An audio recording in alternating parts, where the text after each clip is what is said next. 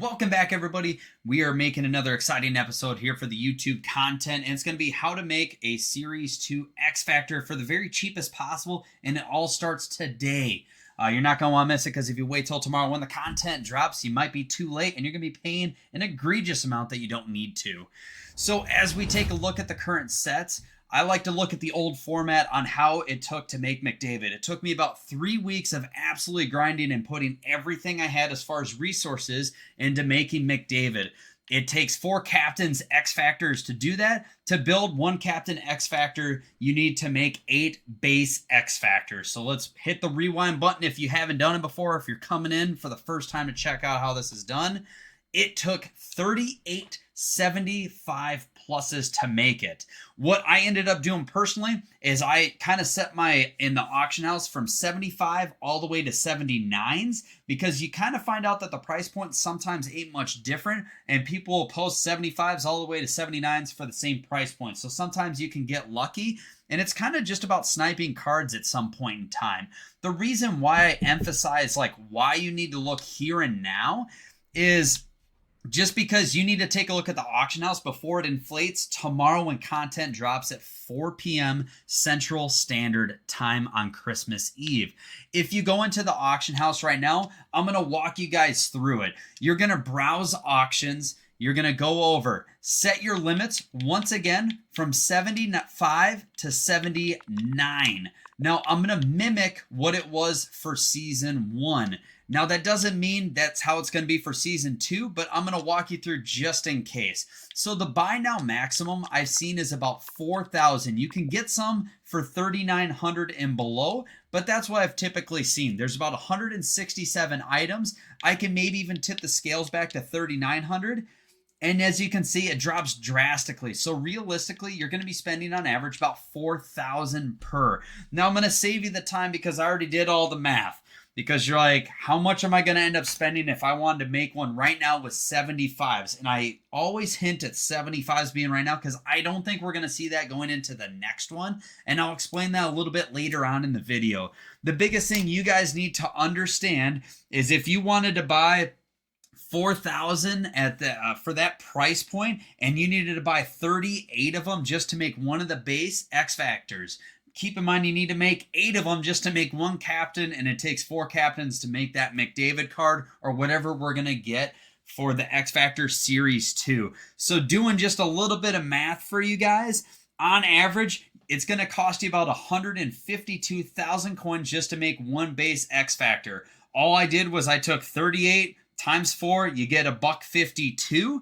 That makes 1 base X-Factor. Now times that by 8. It's going to cost you about 1.2 million to make 1 captain. That's if it stays at 75 to 79. Then you times that by 4 and you get 4.85 million to make McDavid as it stands right now. If you have it lying around, throw some my way. That'd be greatly appreciated.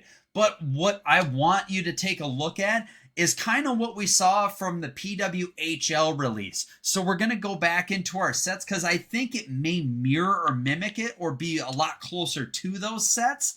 So as we go into the PWHL, if you take a look, it now takes only 22 to make, but there's 78 pluses instead of 75 pluses. And this is where you're going to get the big price point difference. I feel more comfortable buying 78 pluses here today, the day prior. And I'm going to take whatever I have for leftovers with me into that, whether it's 75, 76, or 77s. So if it's 78s and it only costs you 22 of them, the average price point is actually only 4,100. So remember how we were searching for those 75s? It's only 4,100 when you're doing the math now. So let's back out. Go back to the auction house so you can take a look at it because I just want to show them not really bluffing here. We're going to take a look at the auctions. We're going to do the same thing we did before as far as the parameters, but we're going to do the overall rating as a minimum of a 78. I'm going to bump it up to like an 80 because you just never know. Maybe some will, squeak through. The buy now maximum at 4,100. So we have 116 items. That's only 100 coin difference. That's the biggest thing I wanted to show you in this video here today, because let's use those numbers once again. It takes 22 78 pluses at 4,100 coins on average. That's about 90,000 for one X Factor for a base one. That's a drastically big difference from 152K if we have to make, 38 of them like it was for the first series. Then we do the same math equation. We get one base X Factor. Well, you need 8 of them. So 8 times 90K is 721K. Then I times that because 721K will make me one X Factor. Times that by your 4. And it's now only 2.886 million compared to 4.886 million. That's a drastically different price point. That's almost 2 million in difference. So I feel more comfortable loading up on 78s to 80s the day prior. I highly recommend you start doing this here tonight if you get the chance to watch this video. And how else can I add to this? Because maybe you don't have a ton of coins. Then we need to start taking a look outside the box here. Because what I did was I took everything I got. It comes down to objectives. Anything you haven't grinded in training camp, power-up icons, X Factors, milestones, those are all big coins, 25,000 plus for a lot of these. Training camp, power-up icon, X Factor, you're still getting a lot of coins out of it. Add it all up from what you haven't done, and you could probably buy up a ton of cards here tonight from it. It's going to take you a little bit of grinding, but we have 17 hours until this content drops. You want to be proactive, not reactive, because I can tell you, once we know for sure what it's going to be, the prices are going to jump astronomically. Do we remember how much some of those 75s were going when it first started? We're talking like 6,000-7,000 coins compared to 4,000 coins. That is ridiculous. And does a 75 make our team anymore? Heck no. 78s are going to be the same exact way. Make sure you are going through your objectives. Get all the free cards you possibly can. Make sure you're gathering all the points. Go over to wild card. Make sure you're grinding out wild card because you are still getting more packs out of it.